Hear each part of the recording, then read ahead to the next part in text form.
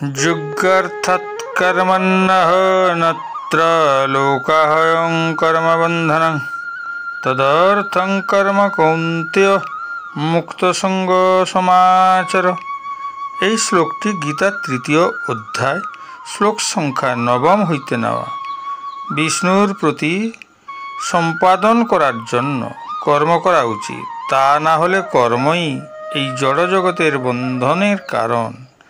তাই হে কৌন্তেয়, ভগবানের সন্তুষ্টি বিধানের জন্যই কেবল তুমি তোমার কর্তব্য কর্ম অনুষ্ঠান করো এবং এভাবেই তুমি সর্বদাই বন্ধন থেকে মুক্ত হতে পারবে। একজন ডাকাত কাউকে মারার উদ্দেশ্যে ছুরি ব্যবহার করে, যেখানে একজন সার্জন জীবন বাঁচানোর জন্য তিনিও ছুরি ব্যবহার করেন। এই ছুরি নিজে থেকে কাউকে মারতেও পারে না, আবার কারো জীবন বাঁচাতেও পারে না। এটি ব্যবহারের উদ্দেশ্য থেকে এর প্রভাবের ফলাফল জানা যায়। শেক্সপিয়ার যেমন বলেছেন, কোনো কাজই খারাপ বা ভালো নয়, কিন্তু আমাদের চিন্তাভাবনা এটিকে তার মতো করায়। একইভাবে কর্ম নিজেই শুভ বা অশুভ হয় না, ব্যক্তির মনোবৃত্তি অনুযায়ী এটি বন্ধন ও উন্নতির কারণ হতে পারে। ইন্দ্রিয় সুখের জন্য এবং নিজের আকাঙ্ক্ষা চরিতার্থ করার জন্য করা কাজ জড়জগতের বন্ধন ঘটায় এবং ভগবানের সন্তুষ্টির জন্য যজ্ঞের মাধ্যমে যে কাজ করা হয় তা মায়ার বন্ধন থেকে মুক্তি দেয় এবং ঈশ্বরের কৃপালাভের দিকে নিয়ে যায়। কারণ কাজ করা আমাদের স্বভাব এবং আমরা দুই ধরনের কাজের মধ্যে একটি করতে বাধ্য। আমরা এক মুহূর্তের জন্যও নিষ্ক্রিয় থাকতে পারি না, কারণ আমাদের মন খালি থাকতে পারে না। আমরা যদি ঈশ্বরকে নিবেদন না করে কোনো কাজ করি, তাহলে আমরা আমাদের মন ও ইন্দ্রিয়ের সন্তুষ্টির জন্য কাজ করতে বাধ্য হব। যখন আমরা নিষ্ঠার মনোভাব নিয়ে কোনো কাজ সম্পন্ন করি, তখন আমরা বুঝতে পারি যে এই সমগ্র জগৎ এবং এর মধ্যে যা কিছু আছে তা ভগবানের এবং শুধুমাত্র ঈশ্বরের সেবার জন্য ব্যবহার করা হয়।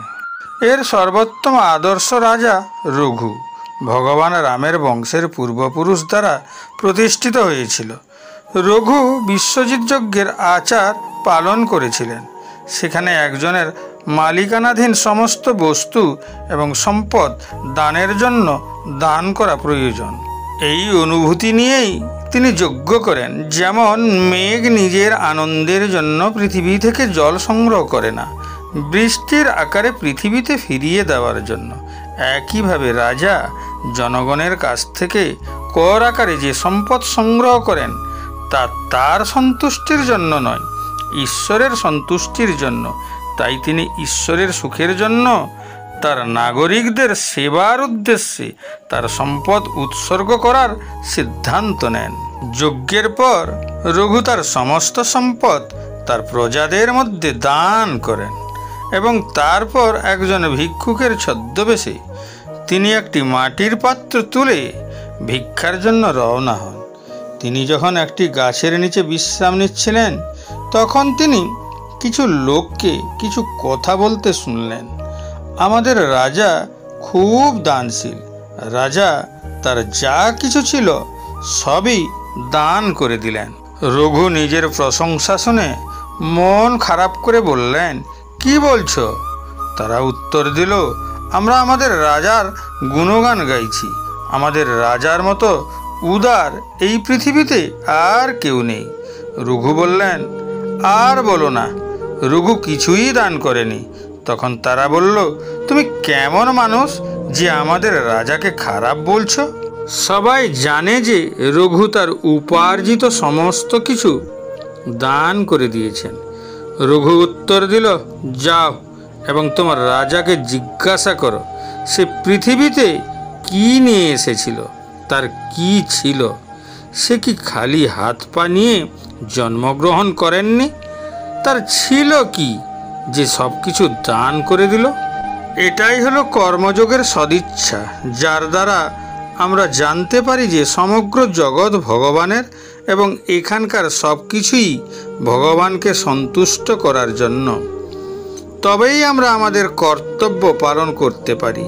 আমাদের মন ও ইন্দ্রিয়কে সন্তুষ্টি করার জন্য নয়।